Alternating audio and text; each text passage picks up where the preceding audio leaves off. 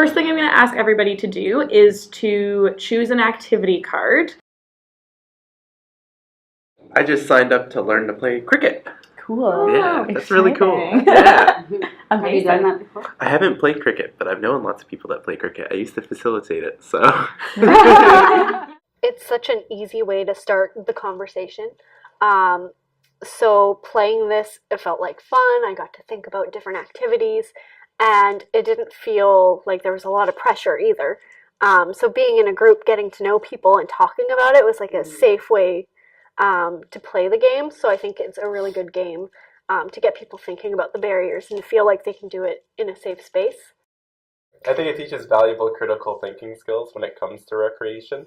A lot of the times when we're thinking of our leisure time, it's very defined as like a free time activity that's very casual. And a lot of times we focus on that as our downtime. And this activity really shows how active participation in different activities allows us to confront those barriers, learn skills to come around them, and that help and support is there for them. But I think sometimes if you don't have normally barriers that you encounter in recreation, you don't always think about them, right? So if you talked about how you facilitated cricket, and even though you may not know the game, but you know enough about it to think about, what could be some of my experiences, but if there was someone who never ever played the game and wanted to try it, wouldn't have that same previous knowledge and experience. And so, some of us will just show up and hope that it and be comfortable in asking questions and then go from there, or others might not be as comfortable. And then from the perspective of someone, working in recreation, they can start to think, how can I be, what can I do myself to help people overcome some of these barriers? Like, which of these things are maybe within my control?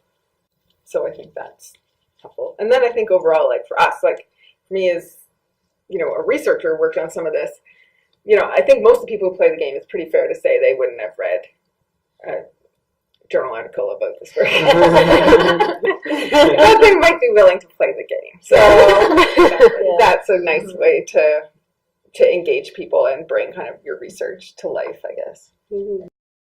Well, it evolved. I think we've had a wonderful, enduring partnership or relationship with Recreation Nova Scotia for various different kinds of projects.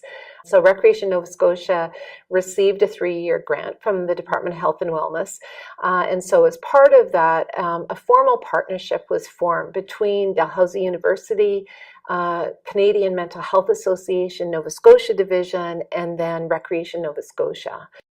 So I'd say this was in a lot of ways an action-based project, and then there were the kind of little research pieces kind of woven in. The spider web started extending into a lot of different populations, because I know for me, I was concerned, and so we started having other little pockets of research that some of the other more vulnerable populations weren't being as well represented in some of the things we're doing in terms of our Indigenous community and our community of people that are racialized and immigrant communities. So we started looking at some of those areas that we could perhaps also target some of our research in. And so I know with Kathy White, who's the occupational therapist, we did some outreach within the Indigenous community in the Micmac Friendship Center. And so another little research project came out of there, looking at some of those needs as well. So that's some of the stuff that I liked about our research, is that we looked at some of the different gaps and the different opportunities to extend it even further.